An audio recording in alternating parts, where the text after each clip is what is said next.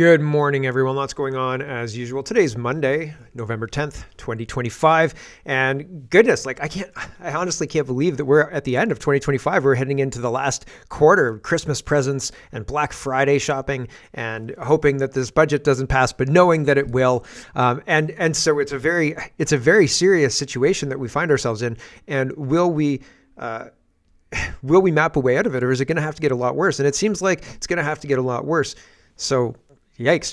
The WHO is trying to rev the whole pandemic engine again. Tedros is saying the world is sick and we need to have full control to heal it or something like that.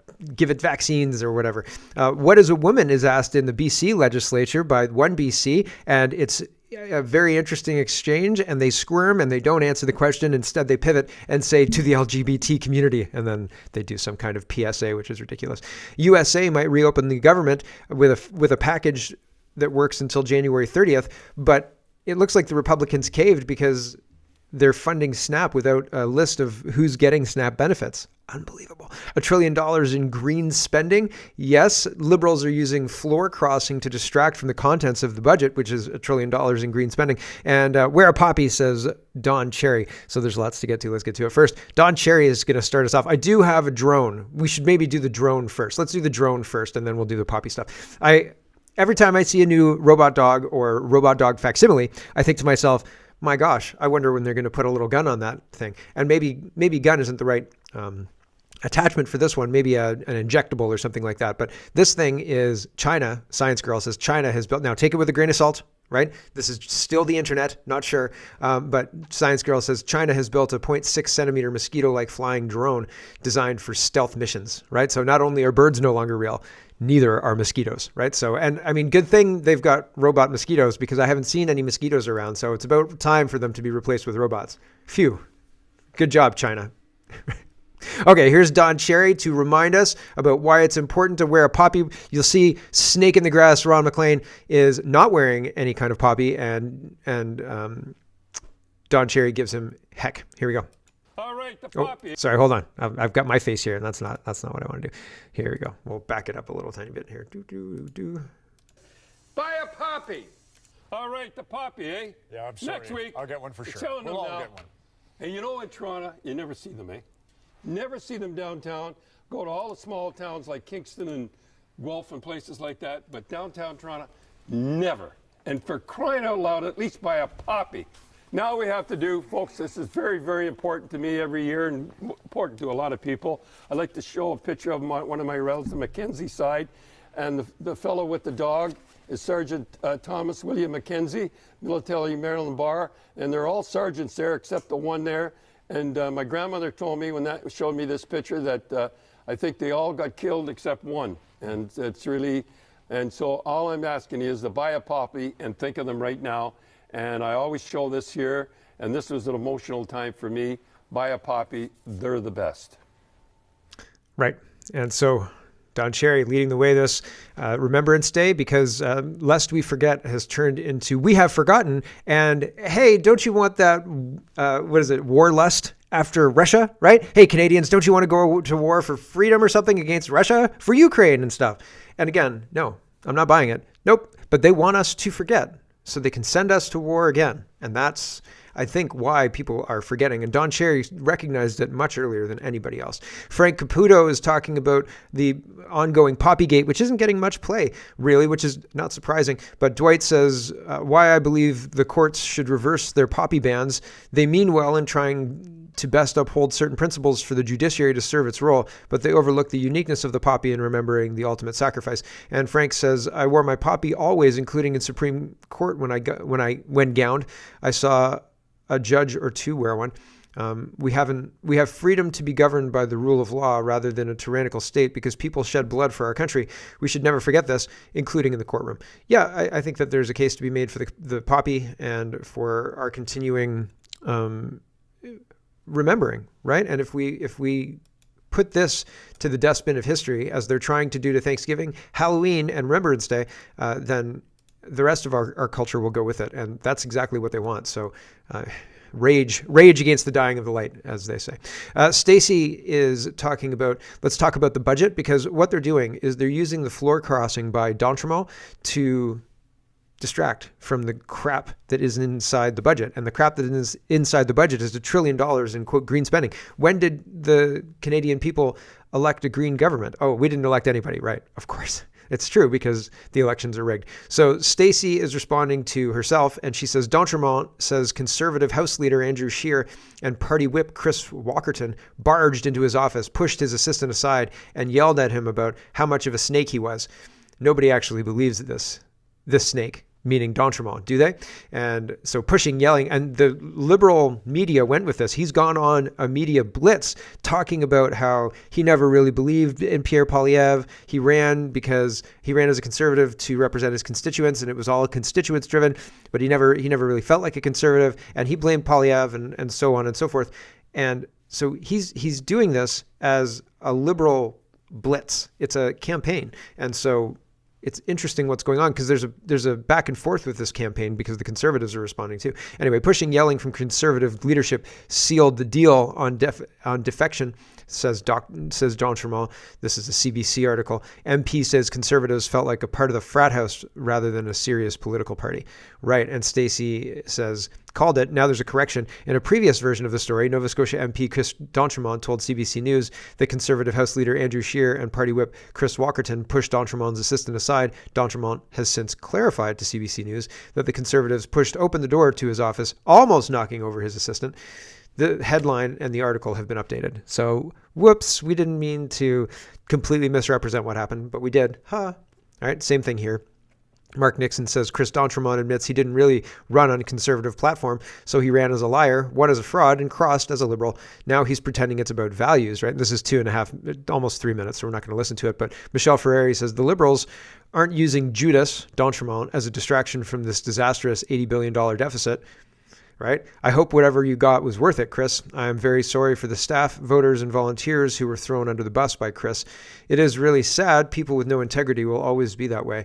And so the funny thing is, yesterday Noel told a story of a politician that he knew one time or knew of, and the politician seemed squeaky clean, but maybe a little naive.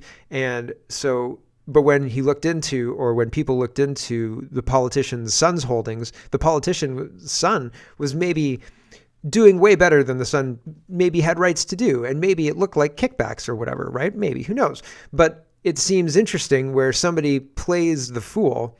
Maybe we're all being fooled, right? And it's just, I don't know, man. The whole thing seems very, very calculated, very, very orchestrated. And the idea that there are multiple people who were going to cross the floor, do we know, or is it just now this resignation and that's supposed to be the end of the other people, right? Was it supposed to be a mass crossing? Was there supposed to be 3 or 4 or 5? Was it supposed to get to a majority? And again, this budget is passing, right? Like this thing's passing. And so what's going to happen with the rest of it? I think passing. I hope I'm wrong, but I think passing. So M. Brandt says, remember when bounty was placed on a Conservative MP and a Liberal MP called for it to be collected and Carney stood by him?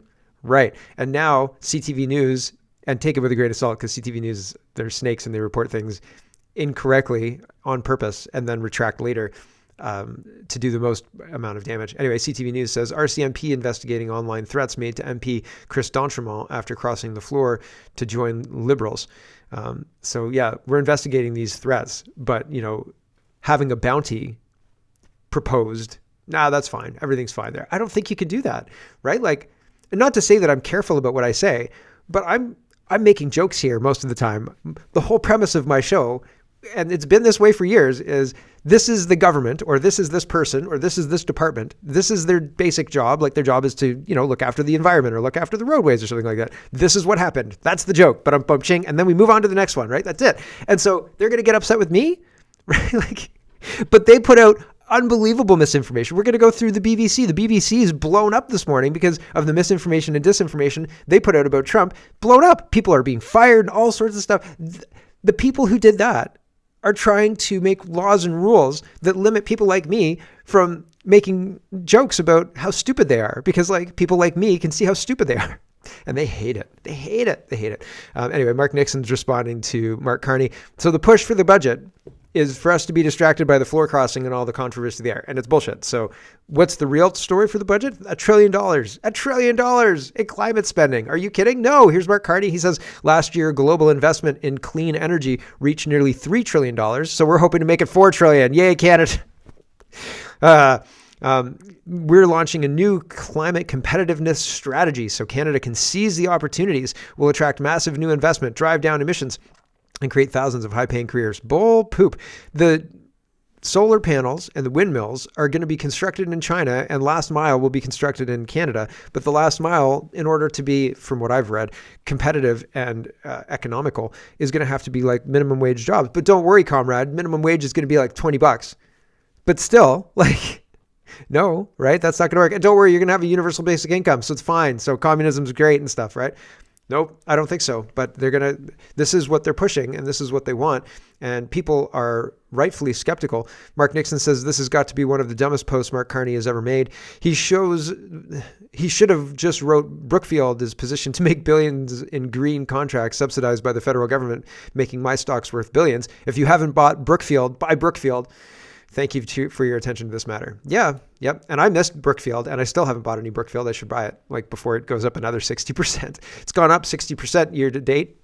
So it's gone up. It's done nothing but go up. I should have seen the writing on the wall. Darn it again. If only I liked money as much as I like talking shit about politicians on YouTube.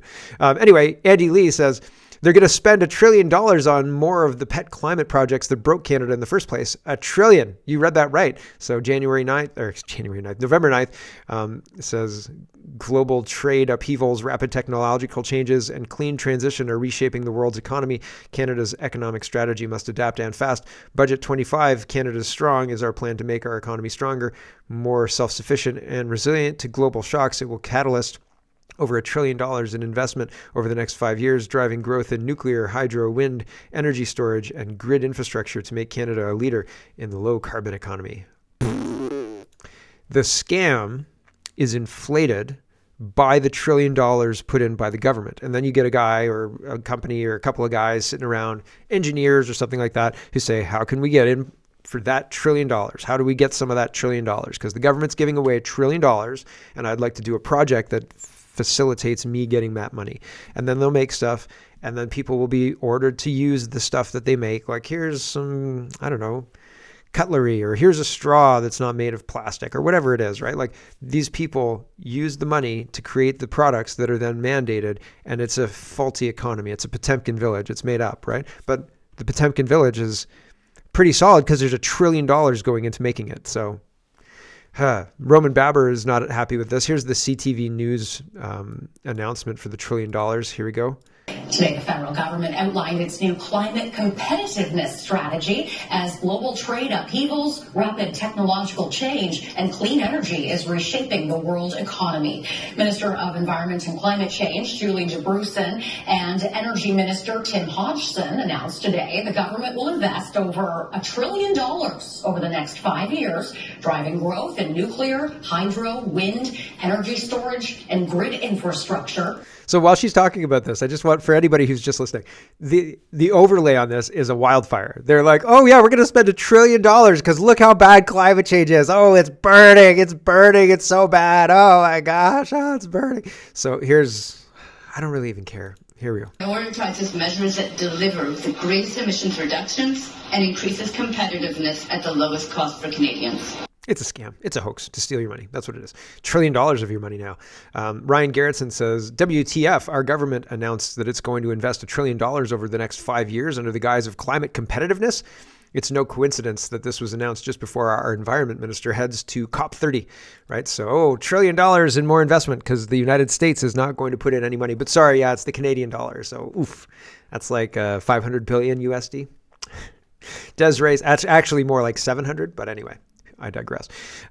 Desiree says President Trump just called out the shameless hypocrisy of the climate brigade jetting to COP30 after 100,000 trees were felled for their comfort. How do these global elites keep getting away with such blatant duplicity?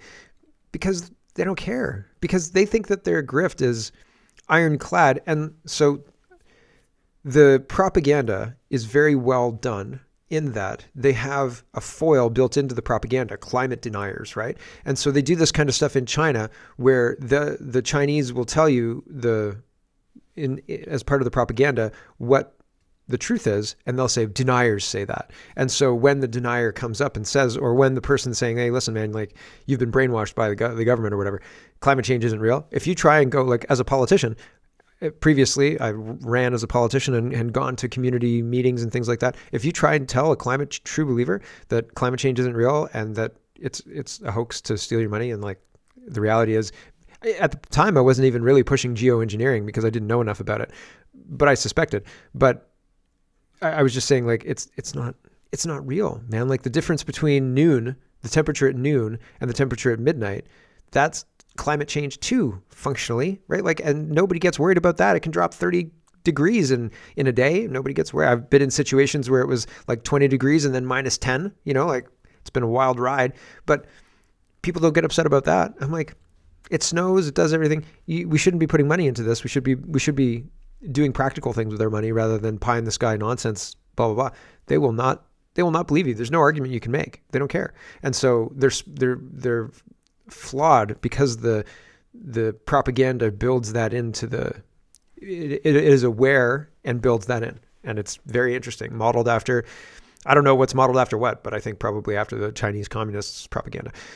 So they're hypocrites. I saw another picture of Prince William going to COP30 on his private airplane, right? Hypocrites, right? That's not, if you're worried about the climate, you're like, every single bit of emissions drives us closer to the brink.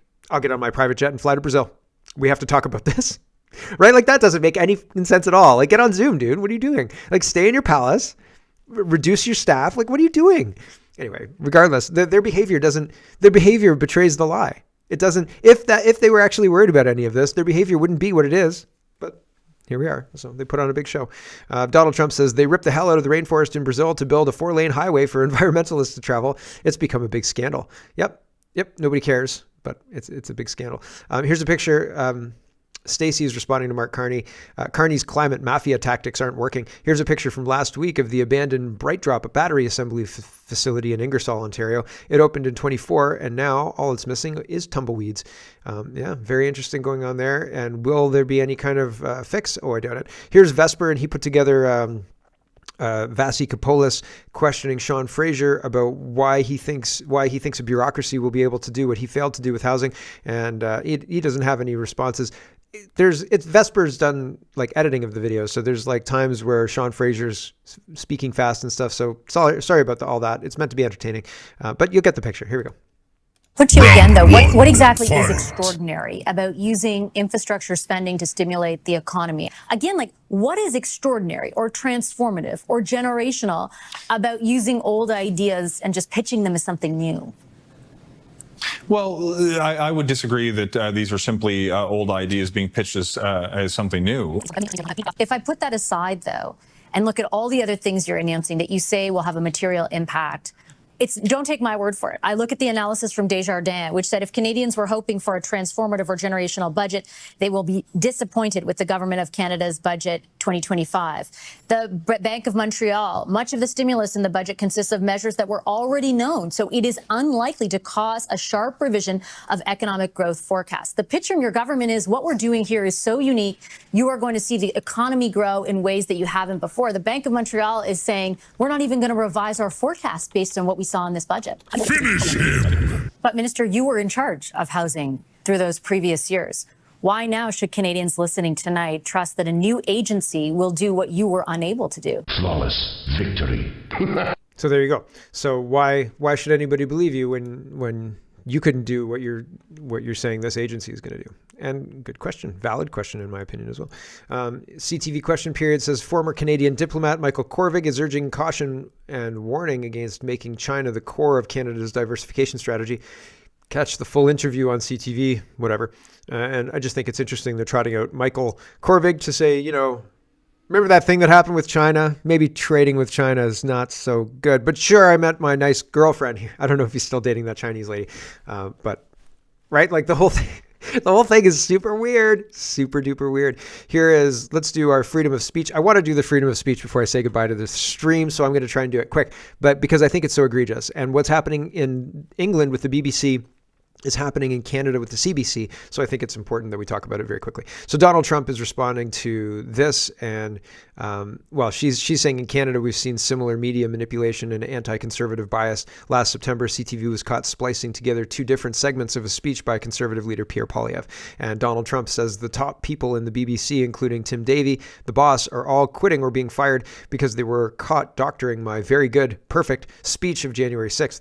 Thank you to the Telegraph for exposing these corrupt journalists. These are very dishonest people who tried to step on the scales of a presidential election. On top of everything else, they're from a foreign country, one that many consider our number one ally. What a terrible thing for for democracy. And so, yeah, pretty interesting stuff going on in the BBC. Things are happening that are pretty crazy. Jake says the January 6th speech, MAGA and Trump vindicated. The BBC just imploded. Director General Tim Davie and News Chief Deborah Turness resigned after it was revealed a BBC Panorama segment doctored Trump's January 6th speech, cutting his call to peacefully and patriotically make your voices heard. That edit fused the insurrection narrative for years. Now the same network admits it misled the world. Trump told the truth and the media didn't. They didn't just lie about a speech, they lied about a movement. So they said they were insurrectionists, and that was not true. Eagle Wings says Donald Trump, the top people in the BBC, including Tim Davie, boss, are getting fired. Okay, so I've just read that. According to the Telegraph, the BBC was revealed to have tampered with footage of President Trump's speech on January 6th to make it look like he was inciting riots. Whistleblowing documents show the BBC edited, then stitched together Trump's original words in the report. In the report, Trump originally said, "We're going to walk down to the Capitol and we're going to cheer on our brave senators, congressmen, and women." But in the version edited by BBC, the content was tampered with. "We're going to walk down to the Capitol and I'll be there with you, and we fight like hell." So there you go. Totally misrepresenting what actually happened. Dan says, incredible, the BBC is caught banged to rights, partially editing its flagship current affairs program. Its director general and news CEO resign. And today, the program is still pushing the narrative. It's all the fault of shadowy board members mounting a coup, right? So they're trying to blame the board members, but it's groupthink, right? Joanna Williams says Nick Robinson scurrilously blames BBC's current problems on political appointments on the BBC board and shamelessly pointing finger at one person in particular, Robbie Gibb, rather than facing up to institutional political bias is just what we should expect when staff like Robinson, Davie, etc. exist in such a bubble that they are totally blind to the biased view of the world that they promote. And then Mar of the House Vickers says, it's perfectly possible to believe that the working end of the BBC News, and indeed the entire organization, are laboring under a ton of groupthink, omnicause institutional bias. Indeed, it's hard to rationally believe anything else. It's equally possible to believe that it's the board. I think like every level has just been either like if you start only hiring people who believe what you believe ideologically, it doesn't take very long before the whole thing turns and everybody thinks that, you know, anybody who wants to be a woman can be a woman, and anybody who says that man can't be a woman is a monster, right? Like, I guess.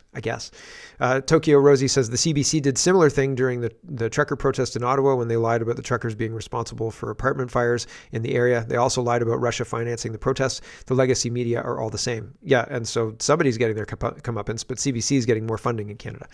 Steve says the media's problem with climate reporting is not the bias. The problem is lying, so the BBC to review the bias in climate change coverage. The bias.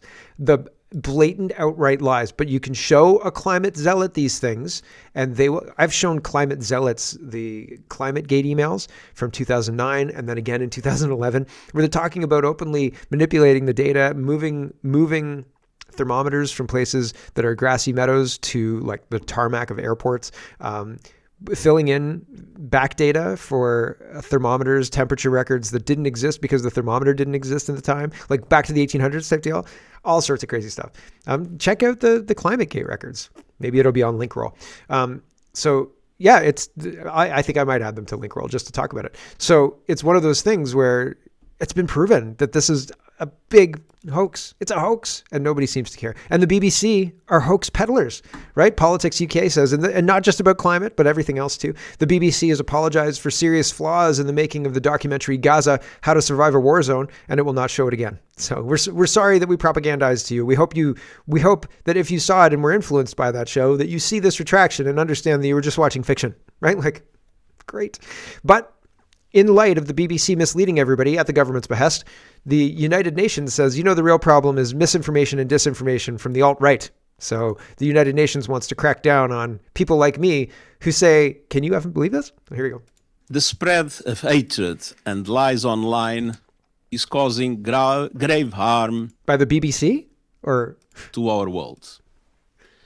Misinformation, disinformation, and hate speech are fueling prejudice and violence, exacerbating divisions and conflicts, demonizing minorities, and compromising the integrity of elections. Threats to information integrity are not new, but they are proliferating and expanding with unprecedented speed on digital platforms and supercharged by AI technologies.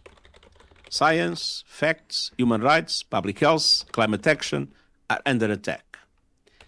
And when information integrity is targeted, so is democracy, which depends on a shared, fact-based perception of reality. False narratives, distortions, and lies breed cynicism, disbelief, and disengagement. They undermine social cohesion, putting the Sustainable Development Goals further out of reach. Opaque algorithms push people into information bubbles and reinforce prejudices, including racism, misogyny, and discrimination of all kinds. Just vague enough to trap anybody they want to trap, right? Discrimination of all kinds. How dare that Donald Trump be discriminatory? How dare he? Ooh, we're going to get that Donald Trump guy, right? And like, ooh, how dare Mark be discriminatory? How dare Mark speak about things that, he's not an expert in? Oh no. So it's going to be a wild ride what they're going to do. Mark Nixon is responding to this as well. We demand stronger regulation of social media, says this UN dude, because apparently humanity can't be trusted to think for itself anymore. The same people who lied about wars, pandemics, and climate targets now want to decide what's true, and they are definitely trying to decide what's true, and it's kind of a scary thing. So yesterday I talked about how Dacey was told by police officers that he was getting a warning for what he was doing, covering the ostriches. And so here's an aspect here's a couple of minutes of this. Oh man, we're already at 27 minutes. I should say goodbye to the stream. We'll do this and then we'll go, and then I'll kill the stream. Here we go. This is recorded live? I hope so. Yes. Okay, we're going to read you something. Okay. This is going to be a warning for a section of the criminal code. Okay. Okay, so section 423.1 sub 1. No person shall, with unlawful authority, engage in any conduct with the intent to provoke a state of fear in a justice system participant or military justice system participant in order to impede him or her in the performance of his or her duties. Okay. Okay. So can you explain what do you mean by a justice system participant? So that'd be anybody that's a peace officer. Okay. So does that law apply to you as well? Because people have been doing that to everyone here, including myself. I'm not going to speak to that. Well, who can speak to that? So who sent you here? This is a formal warning? Yes, that's a formal warning. So should we find more stuff online? Well, okay. Well, please, I don't know what you're talking about. Okay. What online are you referring to? Everything that we've been seeing online as well. That you've been seeing yourself? Yes, I've seen. Okay, and then explain to me what you've seen. Constant harassment of members as well as possible doxing. Doxing? Yeah. Explain. I haven't doxed a single person, ever. Have you coached anybody or doxed anybody? Definitely not. I would never do a thing like this. I've been doing this a long time. So anyway, that's the flavor of it, right? You get the feeling. So this is a situation where if people are around ostriches, then the police are worried that you're intimidating and doxing people, all sorts of stuff. So scary, scary times. Anyway, with that, I have to say goodbye to the stream. If you want the whole show, head over to CanadaPoly.com. If not, that's okay. We'll catch you tomorrow. And for everybody else, we will carry on as soon as I kill the stream. And my mouse is being weird. There we go. Done, and that's still recording, and good. We will carry on. So yeah, that's not so good. That's not so good. Here is, this was a good one too. The what is a woman in BC? Here is one BC asking the legislature, what is a woman? And they don't answer, which is not surprising, but here we go. Speaker, the UK's top court just issued a historic ruling to keep men out of women's bathrooms, change rooms, and prisons. All it had to do was acknowledge the biological reality that a man is not a woman. Mr. Speaker, can the Premier prove his own grip on reality here for us all today by answering the same basic question? What is a woman? Attorney General. Thank you, Mr. Speaker. I find myself once again rising to respond to a question that I wish I didn't have to respond to. I want to send a message to... Oh, what is a woman? Oh, I wish I didn't have to answer this question. Oh, it's so hard. What is a woman? What is a woman? What is a woman? Okay, so woman. Really? Like she's a woman. Like, come on. all queer, trans, and two-spirit people in this province that we stand with you and we see you. And we on this side of the House are going to fight for an inclusive society for all people. For all people. Defining what a woman is not excluding people from anything. It's not. It's not excluding anybody from anything. There's no justification for dodging the question this way, right? Like, what is a woman? We stand with gay people. Oh, okay. What do gay people have to do with the question of what is a woman? And then they have to justify, but it's like they've tied these two weird things together, and they're not tied together at all. The only reason they're tied together is because they're trying to justify the the crossing of men into women's spaces, as if this is just something that only bigots don't like. And that's crazy. That's crazy. That it's gaslighting to a level I never thought I'd ever see public servants engage in. Okay, I just have to back it up a little bit because I don't want to break up the answer, but it's so egregious. It's so crazy that tying the question of what is a woman to LGBT rights is core to their whole argument. And the argument is a ridiculous argument.